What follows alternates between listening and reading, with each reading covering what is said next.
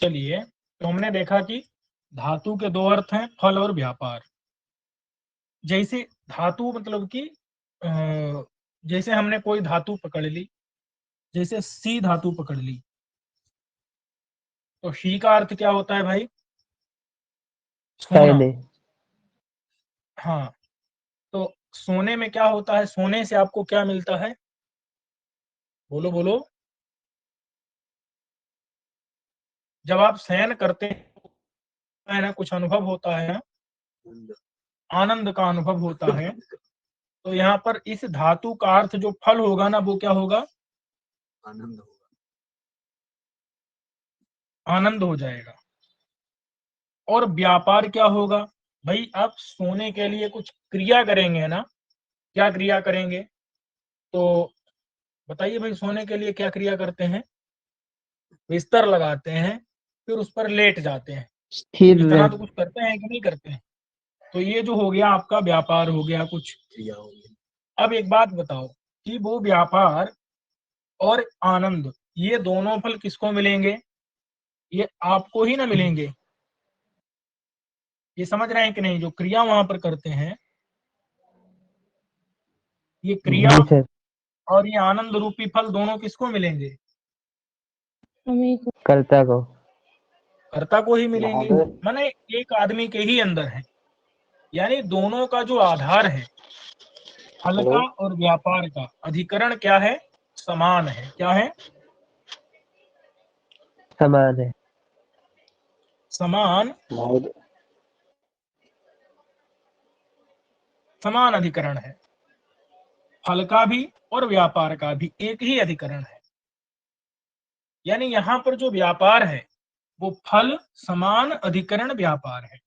ये जो शी धातु का अर्थ क्या है? व्यापार, माने कि वही क्रिया, बिस्तर लगाना इत्यादि, उस पर लेट जाना, लेट करके खर्राटे मारना, तो ये सब क्या है? ये सी धातु का अर्थ है, क्रिया।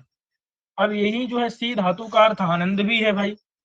फल मिलता है ना, आनंद रूपी फल। तो यहाँ पर आनंद और क्रिया दोनों का अधिकरण, माने कि दोनों जिसमें है आधार, वो समान है। जैसे कोई देवदत्त सो रहा है, शिवम जी, जी सर। भाई जैसे देवदत्त सो रहा है, यहाँ देवदत्त, यज्ञदत्त, विष्णुमित्र, इनको ज्यादा पकड़ा जाता है, चैत्र इत्यादि को। तो ये मान जी लो सो रहा है, तो आनंद और क्रिया दोनों उसी अधिकरण में है। यानी निकला कि जी ये कि फल समान अधिकरण व्यापार, और इस जी। व्यापार का जो वाचक धातु है शी धातु, ये हो जाएगा अकर्मक धातु। ये बात समझ में आई कि नहीं? जी समझ में आई। यही अकर्मक का लक्षण है। महोदय, अकर्मक का लक्षण क्या है? कि सी धातु से वाच्य हुआ फल, सी धातु से वाच्य क्या हुआ? फल हुआ। फल। सी धातु का अर्थ फल हुआ, और उसके महोदय, समान अधिकरण हो गया व्यापार। उस जी व्यापार का वाचक हो गया सी धातु। यही अकर्मक का लक्षण है। देखिए, इसको हम ऐसे लिखेंगे, जैसे लक्षण लिखें अगर,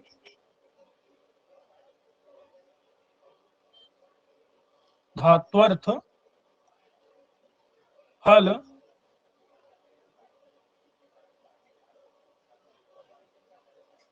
समानाधिकरण। ये समझ में आ रहा है भाई कि नहीं? आ रहा है सर। जी सर, आ रहा। और सर, हेलो सर, मेरी आवाज आ रही है आपको? जी बोलिए। सर, एक बार मैं लेट ज्वाइन हुआ नेटवर्क के कारण, तो एक बार अगर पुनः बता देते तो धातु से। हाँ हाँ, मैं बता रहा हूँ।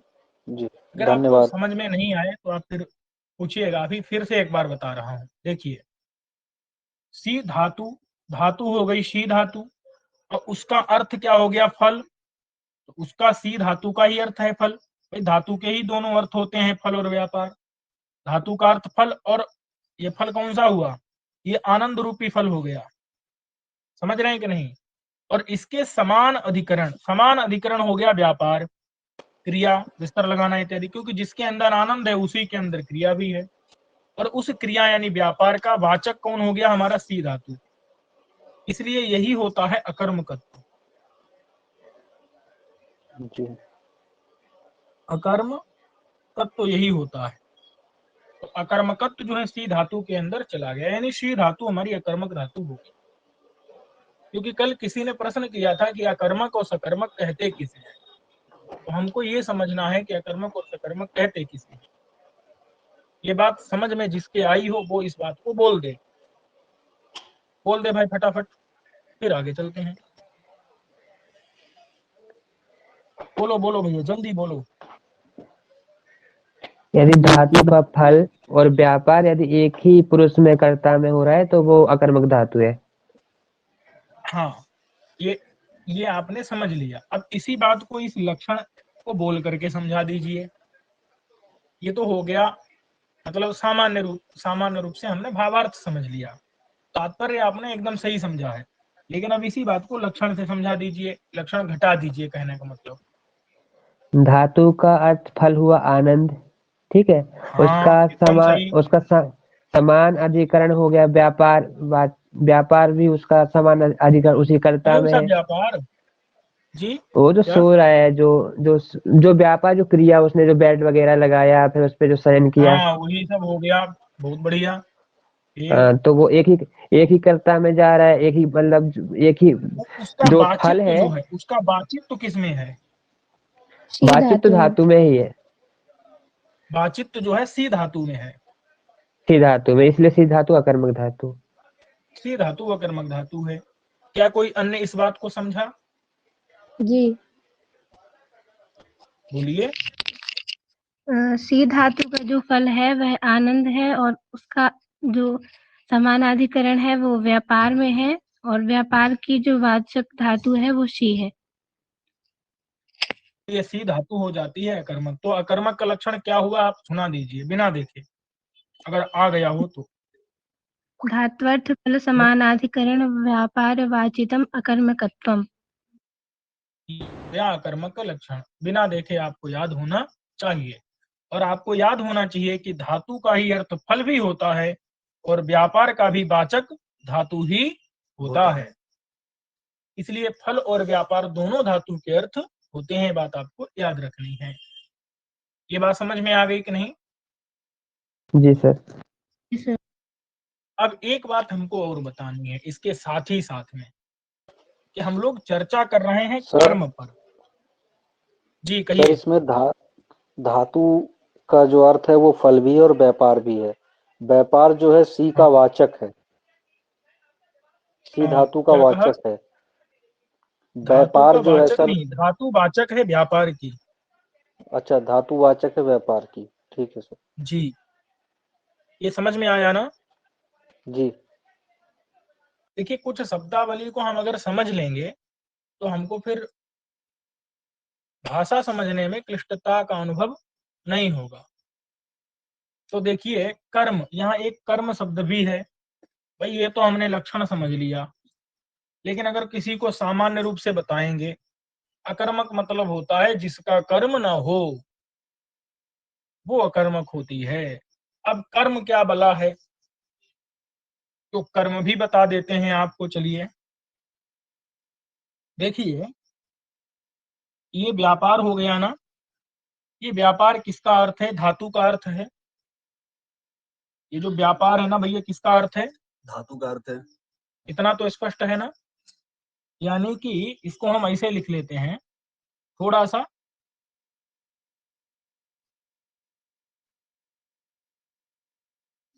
धात्वर्थ। ये धात्वर्थ व्यापार है। यहाँ पर क्या लिखा है? धात्वर्थ लिखा है, ठीक है। तो धात्वर्थ क्या है? व्यापार।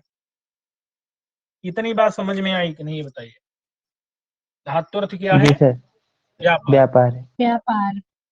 हाँ, बोलते रहेंगे तो हमको लगेगा कि समझ में आ रहा है, और नहीं बोलेंगे तो लगेगा कि कुछ भी पता नहीं चल रहा है। भाई धातु का अर्थ जी व्यापार होता है ना। धातु तो समझते हैं कि नहीं? धातु क्या होती है? भू, पच, पट जी। इत्यादि धातुएं हैं। जैसे शी धातु है, तो धातु का अर्थ क्या होता है? व्यापार। व्यापार होता है। स्पष्ट है ना? बिल्कुल। अब एक बात आपको और बता देते हैं कि जब आप क्रिया करेंगे, शी मतलब सोना, सोने रूपी क्रिया करेंगे, संयनक क्रिया करेंगे, तो उससे क्या उत्पन्न होगा भाई साहब? आनंद फल उत्पन्न। आनंद। इसका मतलब व्यापार से जन्य क्या होता है? फल होता है। फल, व्यापार से जन्य फल। जन्य फल होता है। और व्यापार क्या होता है? धात्वर्थ व्यापार होता है, और व्यापार से जन्य फल होता है। इतना समझ में आ रहा है कि नहीं आ रहा है? जी सर। तो इसी फल का अगर क्या हो जाए कोई, इसी फल का क्या हो जाए अगर कोई आश्रय हो जाए,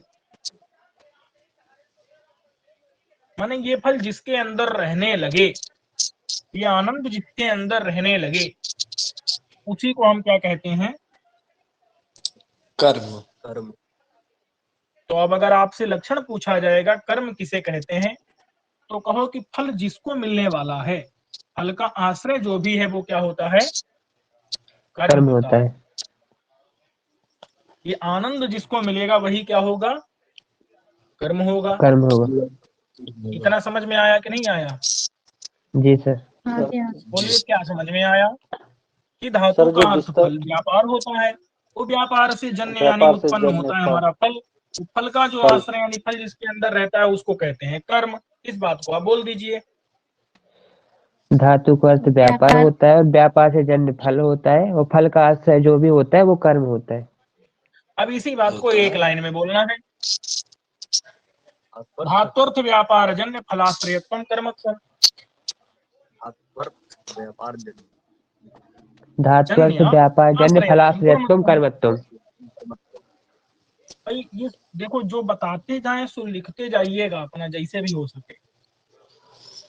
यहाँ पर हम लिखने की भी चलो कोशिश करते हैं, पता नहीं लिख पाएंगे कि नहीं।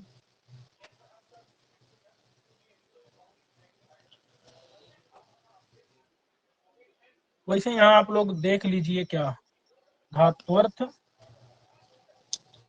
व्यापार व्यापार जन्य जन्य फलाश्रयत्वम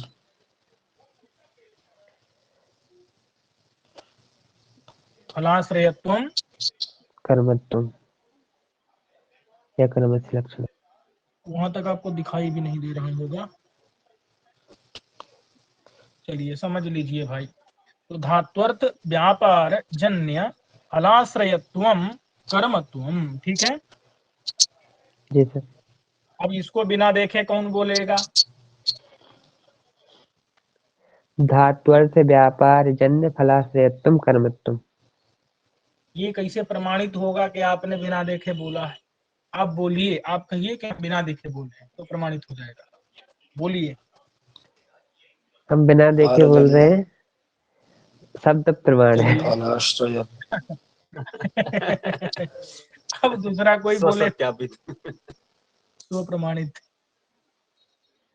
हाँ जी बोलिए। ये हाथ किसी ने उठाया है। अच्छा हाथ अभी ठीक है, नीचे हो गया। हाँ बोलिए महाराज। व्यापार जन्य फल कर्मत्वम। हाँ बोलिए, कोई और भी बोलिए प्रभु, एक ही व्यक्ति बोलेगा क्या? आत्मर्थ व्यापार जन्य फलाश्रयत्वम कर्मत्वम। अब थोड़ा इसको घटा दीजिए कि धातु हो गई सी धातु, बोलिए, और उसका अर्थ हो गया व्यापार। व्यापार मतलब बिस्तर लगाना जो भी है। तज्जन्य, उस पर लेट जाना। तज्जन्य फल हो गया आनंद, उसका आश्रय हो गया हमारा देवदत्त यज्ञदत्त कोई भी, उसकी वो हो गया कर्म।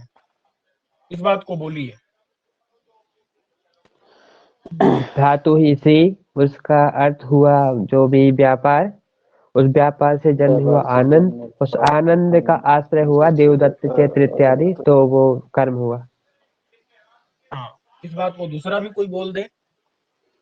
देखिए अगर बोल दिए इसका मतलब आ गया, नहीं बोल पाए तो नहीं आया। ठीक है, यही परिभाषा है आने की और ना आने की। चलिए बोलिए। धातु हो गई शी और व्यापार हो गया उसका आनंद की जो अनुभूति है, और उससे जन्य फलाश्रय। भाई नहीं समझ में आया। धातु क्या हुई? शी। सी। और उसका अर्थ क्या हुआ, धात्वर्थ व्यापार क्या हुआ, विस्तर लगाना इत्यादि। तज्जन्य फल क्या हुआ, मैंने सोना, और उसके जन्य सोना। फल क्या हुआ आपका, आनंद। कर्म। और उसका आश्रय आनंद। कौन हो जाएगा, जो भी देवदत्त कर्म। इत्यादि। क्योंकि देवदत्त आनंद का इत्यादि। आश्रय आनंद किसके अंदर उत्पन्न हो रहा है, देवदत्त के अंदर, इसलिए उसकी होती है कर्म संज्ञा। बोलो भाई, कोई और बोलो, जल्दी जल्दी बोलो। धातु है सी, व्यापार जी, धात्वार्थ धात्वर्थ व्यापार हुआ, धात्वार्थ व्यापार हुआ विस्तर लगाना, और उससे जन्य और फल सो जाना है उस पर, आनंद। मतलब सो जाने पर रुकना है। हाँ, हाँ, हो जाना। और उससे फिर जन्य उसके फल बाद है तज्जन्य आनंद। फल क्या हुआ, होने के बाद जन्य होगा। हाँ, मतलब बोलिए। उस व्यापार से जन्य फल आनंद है, आनंद का आश्रय हम्म, कर्म है, देवदत्त चित्रदत्त इत्यादि। इसलिए वो हो, उसकी कर्म संज्ञा प्राप्त होगी। जी। ये बात हो गई। कर्म आप समझ गए। अगर कहीं भी कर्म आता है तो पहले आप खोजो उस वाक्य में कि धातु कौन सी है, और तुरंत उसका अर्थ देखो, क्या व्यापार व्यापार कौन सा है, फिर उससे जन्य फल तुरंत खोजो, और फिर देखो ये फल मिल किसको रहा है, जिसको मिल रहा है वही कर्म होता है। समझ गए कि नहीं। जी सर। जी सर। अब एक बात याद रखनी है कि ये जो व्यापार होता है ना, ये व्यापार कर्ता के अंदर होता है, और जो फल होता है वो कर्म के अंदर होता है। क्या कहा मैंने, व्यापार कर्ता व्यापार के अंदर कर्ता के होता है, अंदर, कर्म कर्म फल के अंदर होता है। क्रिया होती है वो कर्म कर्ता फल की। के अंदर नहीं होता, फल कर्म के अंदर होता है। जी, कर्म के अंदर, फल कहाँ रहता है, कर्म में। व्यापारिक कर्म। क्रिया क्रिया कर्ता में रहेगी, क्रिया कर्ता में रहती है, और फल फल कर्म में कर्म में रहता है। रहता है। जो फल घटित होता समझे है, कि नहीं। अगर कोई आनंद पूछे कि इत्यादि। जी कर्म सर। क्या है, तो आप बहुत छोटा सा उत्तर दीजिए, फलाश्रय कर्म होता है। कोई पूछे कर्म कर्ता क्या है, तो व्यापार आश्रय कर्ता होता है। तो कर्ता का भी लक्षण आप लोग लिख लीजिए। क्या कर्ता का लक्षण होगा,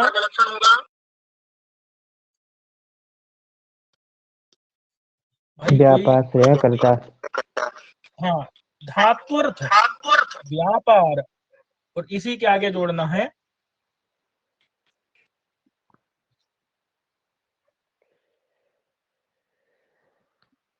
व्यापार आश्रयत्वम,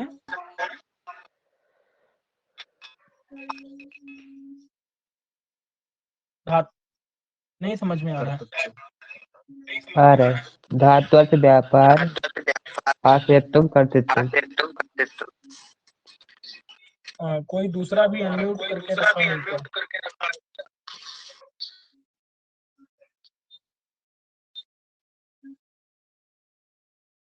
भाई जिसको बोलना हो वही केवल म्यूट करे, जी।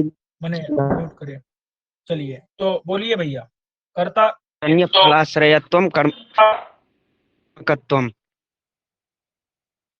बोलिए, धात्वर्थ व्यापार अर्थात आश्रयत्वम कर्तृत्वम। दो बोलिए। फल आपकी आवाज और स्पष्ट नहीं आ व्यापार। रही है। तो जी, धातु का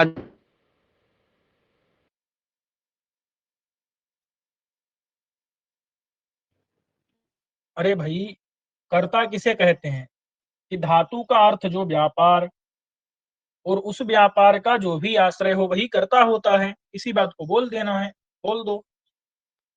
जैसे सी धातु पकड़ी हमने, उसका अर्थ जो क्रिया, क्रिया माने वही सोना, और उसका सोना का आश्रय कौन हुआ, शयनक क्रिया का आश्रय जो भी देवदत्त एकदत्त हुआ वही कर्ता हुआ। इसी बात को बोलना है आपको, बोलिए। व्यापार धात्वर्थ इस बात को बोलिए, बोल दीजिए। व्यापाराश्रयत्वम हम्म कर्तृत्वम। धातु का अर्थ ठीक है है। यहाँ व्यापार, व्यापार का जो भी आश्रय होगा उसे कर्ता कहेंगे। जैसे यहाँ पर शी धातु है, उस सी धातु का अर्थ जो है शयन रूपी व्यापार है, और उस व्यापार का आश्रय देवदत्त है, इसलिए वह कर्ता हो जाएगा। इस बात को भी बोलना है, बोलिए।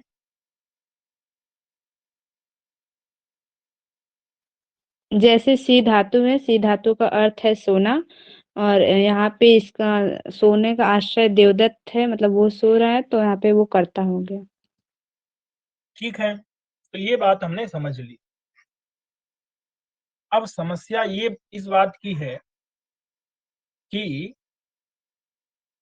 हमने कर्म का जो लक्षण बनाया था कि धात्वर्थ व्यापार जन्य फलाश्रय, और व्यापार कर्ता का लक्षण बनाया कि धात्वर्थ व्यापार आश्रय। अब समस्या यहाँ पर ये है कि ये जो सी धातु का अर्थ है सोना, इस शयनक क्रिया को देवदत्त कर रहा है, और वही देवदत्त आनंद का भी अनुभव कर रहा है।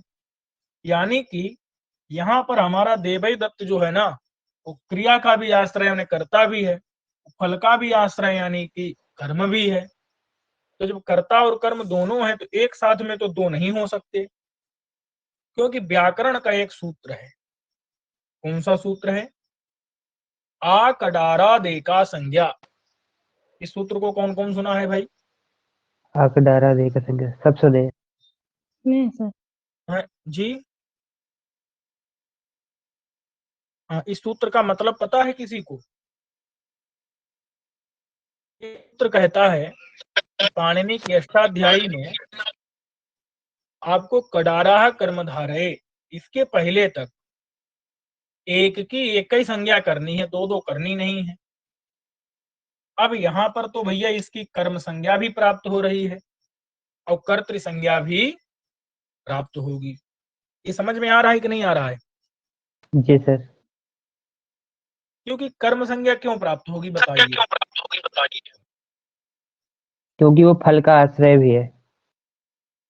और कर्ता संज्ञा क्यों प्राप्त होगी? क्योंकि वो क्रिया का भी आश्रय है, व्यापार का व्यापार भी का है। भी आश्रय है। तो हमको तो करनी एक ही संज्ञा है, नाम तो हम एक ही रख सकते हैं, क्योंकि आकडारा दे का संज्ञा, एका संज्ञा, एक ही संज्ञा, दूसरी संज्ञा नहीं कर सकते। तो कौन सी करेंगे? तो एक सूत्र आता है। कौन सा सूत्र है?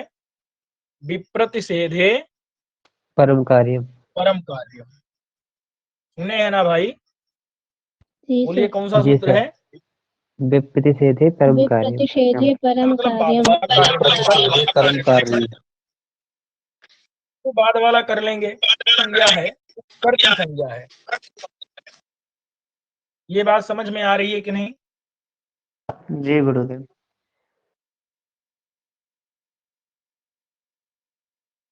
बोल करके बताओ, तो ऐसे नहीं कह सकते कि समझ आ गई मतलब तुरंत, इसका मतलब आ गया। हाँ तो बोल दो, जल्दी जल्दी बोलो। यहाँ पे क्रिया का आश्रय भी और फल का आश्रय दोनों कर्ता बन रहे हैं, इसलिए कर्म मैंने कर्म देखिए, समझो एक बार फिर से कि व्यापार का आश्रय होने के कारण क्या संज्ञा प्राप्त है? यहाँ पे कर्तृ संज्ञा, कर्ता। और फल का आश्रय होने के कारण कर्म कर्म संज्ञा। कर्म संज्ञा प्राप्त है। और जब नियम क्या है हमारा? नियम क्या है हमारा? कि एक ही संज्ञा कर सकते हैं, यदि कडारा कर्म धारय के पहले तक एक ही संज्ञा होगी, या कर्म संज्ञा होगी या कर्तृ संज्ञा, तो विप्रतिषेधे परम कार्यम, इसके कारण पर करेंगे। पर वाला कार्य, तो पर पर ही वाला करना कार्य पड़ेगा कर्तृ हमको। संज्ञा है। और पर वाली जो है कर्ता संज्ञा है भाई साहब, तो कर्ता ही संज्ञा होगी, कर्म संज्ञा होगी क्या? नहीं नहीं। होगी। तो आपको नियम याद रखना है कि जब फल, भाई क्या मत करिए, अनम्यूट मत करिए, म्यूट कर लीजिए अगर नहीं बोलना है तो। चलिए, तो जब फल, हमारा फल का आश्रय भी वही समान है, वो व्यापार का आश्रय भी समान है, इसलिए ये कर्म भी प्राप्त है। व्यापार का आश्रय होने से कर्ता भी प्राप्त है। होगा क्या? परत्वात् कर्तृ संज्ञा होगी। इसलिए आपको याद रखना है कि जब फल समान अधिकरण व्यापार होता है तो वहां पर अब कर्म रहेगा क्या? नहीं रहेगा, क्योंकि वहां पर तो परम कार्यम, और परम तो कर्तृ संज्ञा रूपम कार्यम, परम कार्यम, तो इसलिए वहां पर सी धातु क्या रह जाएगी? कर्ता क्या? अकर्मक रह जाएगी। क्योंकि कर्म संज्ञा यद्यपि प्राप्त तो थी हाँ। फल का आश्रय होने के कारण, लेकिन भैया वही जो आश्रय है ना हमारा अधिकरण, वही व्यापार का भी अधिकरण है, तो कर्तृ संज्ञा भी प्राप्त हो गई, तो क्या होगा वहां पर? परम कार्यम, परम मतलब कर्तृ संज्ञा ही कर्तृ होगी। संज्ञा हो जाएगी। अब बताओ सी धातु क्या रहेगी? धातु रहेगी, अब जब अकर्मक कर्म धातु। रहे ही नहीं वहां पर, तो अकर्मक हो गई कि नहीं हो गई? हो गई। समझे कि नहीं समझे? जी सर। कि जब धात्वर्थ फल हमारा और धात्वर्थ व्यापार हमारा, जब दोनों का अधिकरण होगा समान, तो एक ही साथ में कर्मों प्राप्त रहेगा, एक ही साथ में कर्तृ संज्ञा भी प्राप्त रहेगी, और परम कार्यम बोल करके कर्तृ संज्ञा ही होगी, कर्म संज्ञा नहीं होगी। तो कर्म तो इसलिए रहा नहीं, उस धातु को क्या कहेंगे? अकर्मक कहेंगे, अकर्मक। इसीलिए तो अकर्मक लिखा है। क्योंकि कर्म वहां से गायब हो गया, कर्म समझ संज्ञा रहे हैं कि हो नहीं? इसलिए पाएगी। अकर्मक लिखा है। जी सर। लेकिन इस अकर्मक के चक्कर में क्या बताना पड़ गया हमको कि कर्म। कर्म किसे कहते हैं और कर्ता किसे कहते हैं, तो ये बात भी आप याद कर लो। क्योंकि आपको पता है कि लकार सकर्मक धातुओं से कर्म में और कर्ता में होते हैं, अकर्मक धातुओं से भाव में। देखो भाव तो हम बता चुके हैं आपको, भाव मतलब तो व्यापार होता है, लेकिन कर्ता और कर्म नहीं बताए थे, तो कर्ता और कर्म भी बता दिए। और जब अकर्मक धातु होगी तो कर्ता भी प्राप्त होगा, कर्म भी प्राप्त होगा, लेकिन होगा क्या? परत्वात कर्तृ संज्ञा होगी, तो कर्म रह नहीं जाएगा वहां पर, इसलिए उसको हम क्या कहेंगे? अकर्मक कहेंगे। समझ रहे हैं कि नहीं? क्योंकि फल जी और व्यापार दोनों एक के अंदर आ गए, एक निष्ठ हो गए। क्या हो गए? एक निष्ठ हो गए। कुछ शिष्य होते हैं जो क्या करते हैं, इस गुरुजी के पास उस गुरुजी के पास जाते रहते हैं, एक निष्ठ नहीं होते हैं। समझे कि नहीं? चलिए, तो क्या होना चाहिए? अकर्मक बनो भाई। एक निष्ठ बनो। समझ गए कि नहीं? नहीं जी समझ सर, रहे हैं कुछ? भाई समझ रहे हैं समझे। तो बताते जाओ। कि जब समझ रहे फल हैं सर। और व्यापार एक निष्ठ होते हैं, तो वो धातु अकर्मक हो जाती है। अकर्मक होती है। ये नियम आपको याद रखना है कि जब फल और व्यापार दोनों का अधिकरण समान हो जाता है, यानी फल व्यापारयोः एक निष्ठतायाम अकर्मकः भवति धातुः। आप इसको लिख लीजिए। आपसे कोई पूछे अकर्मक कब होता है, तो कहिए फल व्यापारयोर एक निष्ठतायाम अकर्मकः। इस बात को लिख लीजिए। क्या लिखना है? फल व्यापारयोः फल व्यापारयोः एक निष्ठ एक अकर्मक। एक निष्ठता, फल व्यापारयोरेक निष्ठतायाम अकर्मकः। फल व्यापारयोरेक निष्ठतायाम अकर्मकः। फल व्यापारयोरेक निष्ठतायाम अकर्मकः। समझ गए कि नहीं? जब फल और व्यापार एक निष्ठ हो जाते हैं, एक ही दोनों का अधिकरण हो जाता है, फल व्यापारयोरेक निष्ठतायाम अकर्मकः। समझ में आ गया कि नहीं? हाँ जी आ गया। क्या समझ में जी आया? सर। कि जब फल और व्यापार फल व्यापार एक हो जाए, एक निष्ठ हो जाए, हाँ एक के अंदर रहें, हाँ जी, उस समय वो धातु क्या होती है? अकर्मक हो जाती है। अकर्मक होती भैया है। ये बात समझ में आ गई कि नहीं आ गई? अगर आ गई तो बोल दो, कुछ यदि बोलो फल बाबा। और व्यापार में रहते हैं तो अकर्मक तो क्या बोले भैया? फिर से बोलो, समझ में नहीं आया मेरे। बोलो बोलो। जब फल और व्यापार एक निष्ठ रहे तो धातु अकर्मक होती है। बस यही समझना है।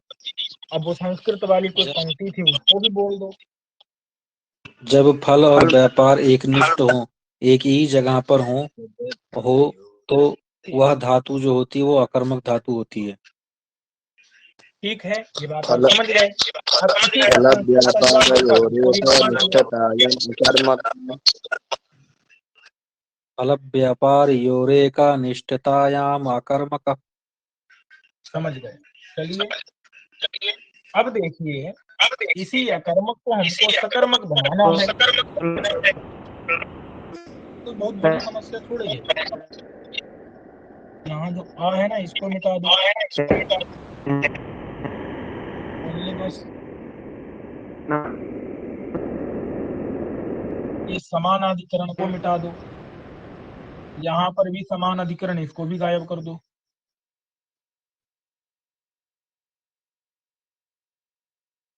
अच्छा, अब ये सी धातु भी तो गायब करनी पड़ेगी ना प्रभु, क्योंकि ये तो अकर्मकइन है। हाँ, अब जब सी धातु गायब होगी तो उसका फल फिर कहाँ से रहेगा, इसको भी हटाओ। पट लग सकते हो, अब दूसरी कोई क्रिया पकड़ेंगे, बढ़िया वाली, पट पच पकड़ते हैं। तो देखो यहाँ पर कर दो पच। भैया इस पच का, भाई पच धातु है और धातु का फल और व्यापार दोनों अर्थ होता है, तो स्क्रीन पहले नहीं तो दिख इसका रही फल, है जी स्क्रीन, आप कुछ लिख रहे हैं? हाँ, दिख यहाँ रही पर है। हमने पच लिखा है, पच। मुझे दिख नहीं रही है स्क्रीन। ये आप जो है किनारे पर सबके नाम लिखे हुए होंगे, आप वहां पर जब क्लिक करेंगी तो कहीं पर शायद ऐसा आएगा कि एक जगह पर स्क्रीन दिख रही होगी, मेरा नाम शायद लिखा होगा और स्क्रीन दिख रही होगी, उस पर क्लिक करेंगी तो स्क्रीन दिखेगी। अच्छा, क्या अभी आपको स्क्रीन दिख रही है? जी सर। जी दिख रहा है सर। नहीं, अन्य लोगों को तो समस्या नहीं है। हाँ भाई, जिसने कहा था स्क्रीन नहीं दिख रही, क्या उसको स्क्रीन दिख रही है अभी?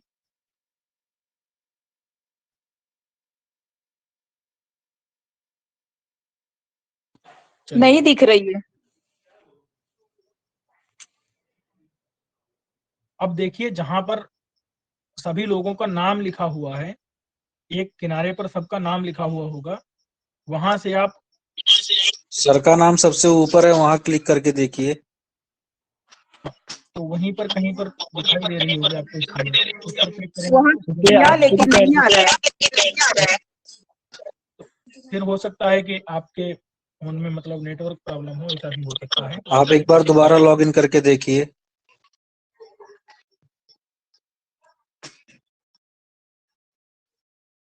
चलिए, तो हम लोग देख रहे थे कि पच धातु है, और पच धातु है तो भैया कोई ना कोई फल होगा, तुरंत फल खोजिए। धातु का नाम सुने तो पहले देखो कि इसका मतलब क्या है, यहाँ कोई ना कोई फल होगा और कोई ना कोई व्यापार होगा।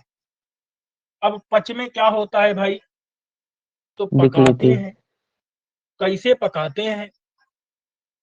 जैसे बटलोई को क्या करते हैं, चूल्हे पर रखते हैं, हाँ, उसको जो है चढ़ाते हैं, और फिर उसके बाद में जो भी करते हैं आप लोग जानते ही होंगे भाई, पानी वानी डालते हैं, हमको ज्यादा पता नहीं है।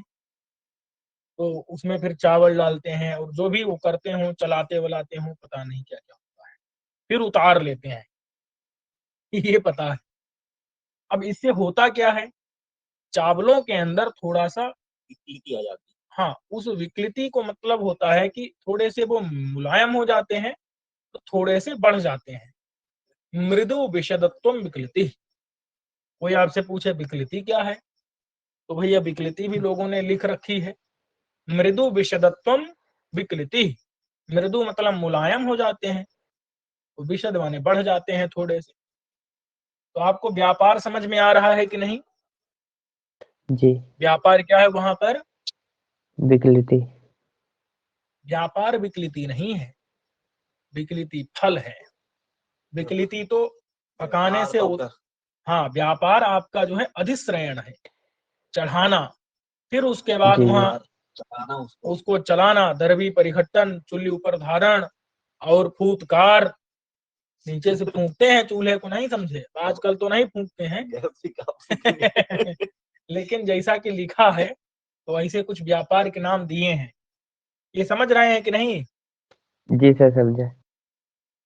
यहाँ पर जो है व्यापार के नाम पर हम लिख लेते हैं, चढ़ाने से लेकर के उतारने तक। समस्त क्रियाएं। हम्म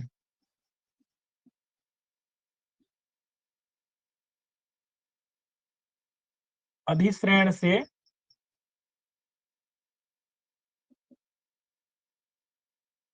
अधाश्रयण तक। और इससे होता क्या है, इससे उत्पन्न होता है चावलों में विकृति। विकृति। तो फल क्या हो गया हमारा? मृदु विषदत्तम। जी, मृदु विषदत्तम यानी कि विकृति।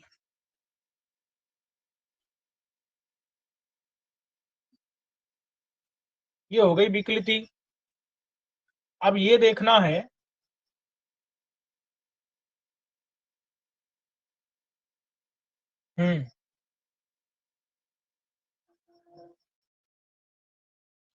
अब देखिए ये जो विकृति है ये उत्पन्न किसके अंदर होती है? कंडूलों के अंदर। कंडुल के अंदर। और भाई साहब यहाँ पर फल जिसके अंदर हो रहा है ना, क्या उसी के अंदर व्यापार भी हो रहा है? क्या तंडुल ही पका रहे नहीं। हैं? नहीं नहीं। यहाँ कोई जो है व्यापार कर्ता कर देवदत्त। हाँ,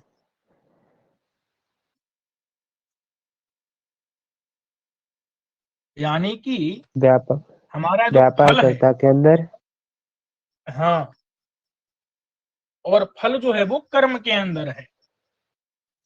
इसका मतलब है कि दोनों का अधिकरण एक नहीं है, असमान। व्यधिकरण है। हाँ,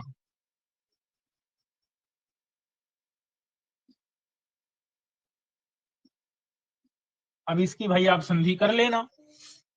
तो यहाँ पर वी मतलब विपरीत अधिकरण है, विभिन्न अधिकरण है। समझ रहे हैं कि नहीं? असमान अधिकरण। समान अधिकरण नहीं जी है, सर। असमान। असमान अधिकरण है, विषम अधिकरण है। तो यहाँ पर क्या होगा भाई? फल हमारा विकृति रूपी तंडुल में है, तंडुल यानी चावल में, मृदु और विषदत्व। और जो अधिश्रेण से लेकर अधाश्रेण पर्यंत फूंक फाक जो भी किया वो सब देवदत्त ने किया है। इसलिए यहाँ पर जो फल है और व्यापार है वो दोनों क्या है? विअधिकरण, व्यधिकरण है। तो यहाँ पर कुछ करना नहीं है, बस इतना जोड़ देना है। समझ रहे हैं कि नहीं? धात्वर्थ ही फल है, दिक्कत नहीं है। व्यधिकरण जो व्यापार, उस व्यापार का वाचक होता है, यहाँ सा जोड़ देना है, बस सकर्मक होता है। बात समझ में आई कि नहीं? सर एक बार और बता जी सर। दीजिए। पच धातु का अर्थ है फल विकृति, और ये रह रही है तंडुल। और उस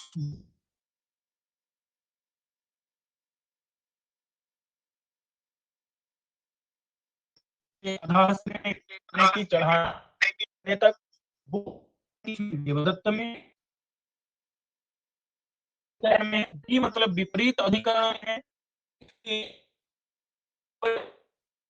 और उस व्यापार का वाचक हो गया पच धातु, इसलिए उसको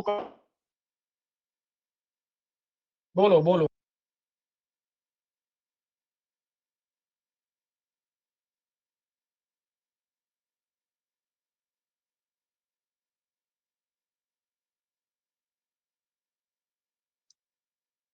बोलो भाई। सर आपकी आवाज कट गई थी, कुछ सुनाई नहीं दिया। आवाज कट गई थी सर, और पिक्चर भी साफ नहीं आ रही थी, वहीं रुक गया था हाथ। अभी मेरी आवाज आ रही है? जी सर आ रही है। देखिए, पच धातु का अर्थ है फल। पच धातु का अर्थ है फल। फल। वो फल यहाँ पर क्या है? विकृति है।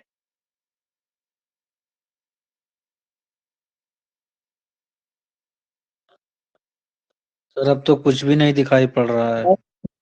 दिख रहा है।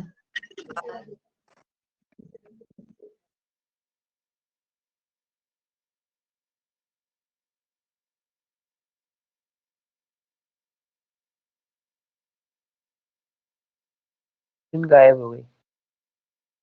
हाँ जी। पूरा ब्लैक ब्लैक हो गया पूरा।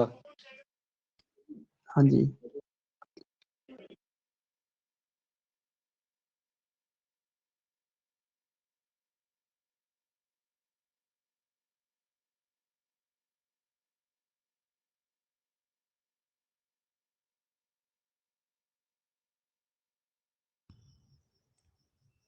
अभी मेरी आवाज आ रही है आप लोगों तक?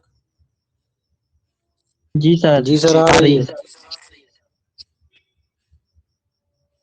चलिए कुछ थोड़ी सी समस्या यहाँ पर हो गई उपस्थित। सर आवाज धीमी आ रही है थोड़ी। हाँ, अभी लाइट नहीं है तो अभी कुछ समस्या है। हम लोग इस सकर्मक के लक्षण को अगले दिन देखते हैं। जी सर। चलिए, तो आज आप लोगों ने कुछ चीजें देखी, उनको एक बार मैं बोल देता हूं। जैसे हमने क्या देखा, धातु के दो अर्थ होते हैं, फल और व्यापार। उसमें भी जैसे हमने देखा कि शी धातु अकर्मक है। क्यों अकर्मक है? क्योंकि फल और व्यापार दोनों एक ही अधिकरण में रह रहे हैं। हमने आपको एक बात लिखाई कि फल व्यापार और एक निष्ठतायाम अकर्मक है, इसको आपको याद कर लेना है। और हमने आपको ये बताया कि जब कर्ता किसे कहते हैं और कर्म किसे कहते हैं। कर्ता मतलब होता है जो धात्वर्थ जो व्यापार, धातु का अर्थ जो व्यापार, और धात्वर्थ व्यापार जन्य जो फल, फिर फलाश्रय, उस फल का जो आश्रय, फलाश्रय कर्म होता है। कर्ता किसे कहते हैं? तो धात्वर्थ व्यापार का जो आश्रय होता है उसे कर्ता कहते हैं। और अकर्मक धातु जहां पर होती है वहां पर चूंकि फल और व्यापार एक में ही रहते हैं, इसलिए कर्ता और कर्म का लक्षण एक में चला जाता है। इस वजह से दोनों संज्ञाएं एक की ही प्राप्त होती हैं, लेकिन परत्वात वहां कर्तृ संज्ञा होती है, कर्म संज्ञा नहीं हो पाती। इस वजह से वो धातु अकर्मक रह जाती है। ये बात समझ में आ गई? जी सर। तो ये बात हमने कुछ आपको बताई। इसके साथ ही अब हम लोग सकर्मक के लक्षण को अगले दिन देखेंगे। तब तक के लिए, और अगर किसी को कोई शंका है, कुछ जिज्ञासा है, तो वो पहले पूछ ले हमसे, फिर उसके बाद हम लोग कक्षा को यहीं पर समाप्त करते हैं।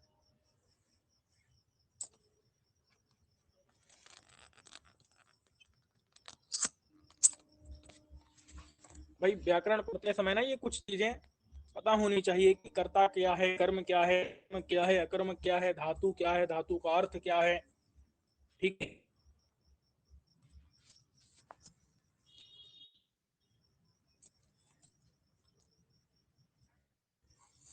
सर परत्वात जो कर्तृ संज्ञा हुई है, हाँ हाँ, तो वो उसको अष्टाध्यायी में उसको दे, जो कर्तृ संज्ञा करने वाला सूत्र है वो पर में है क्या वहाँ पे? हाँ हाँ, आप वहां पर देख सकते हैं। जो पहले कर्म संज्ञा का प्रकरण है, कर्तुरेप्सितम कर्म तथा युक्तम चितम, फिर उसके बाद क्या है, अकथितम च इत्यादि प्रत्यवसानार्थ शब्द कर्मा कर्म काणाम कर्ता सणु। कहीं शायद उसके बाद में स्वतंत्र कर्ता तत्प्रयोजको हेतुश्च, ये बाद है। कर्तृ संज्ञा जी सबसे सर। पर है, और सबसे पहली जी संज्ञा वहां उपादान संज्ञा है। जी सर। अष्टाध्यायी में आप देखेंगे, कहाँ पर देखेंगे, तो ये संज्ञा वाला प्रकरण जो है पहले अध्याय के शायद चौथे पाद में है मुझे। जी सर, देख लेंगे उसको। जी जी, ताराधिकार में भी आ जाता है। चलिए ठीक है, और कोई जिज्ञासा?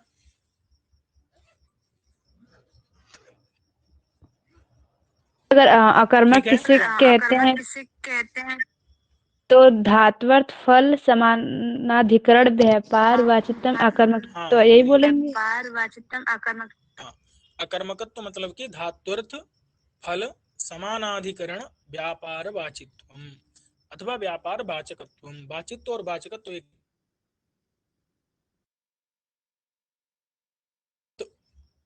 फल और व्यापार, इस प्रकार के फल और व्यापार का जो धातुवाचक होता है वही धातु अकर्मक होता है। और किसी को कुछ पूछना है?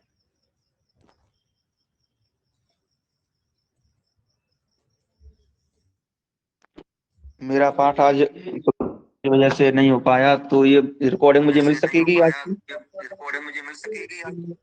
हाँ, रिकॉर्डिंग।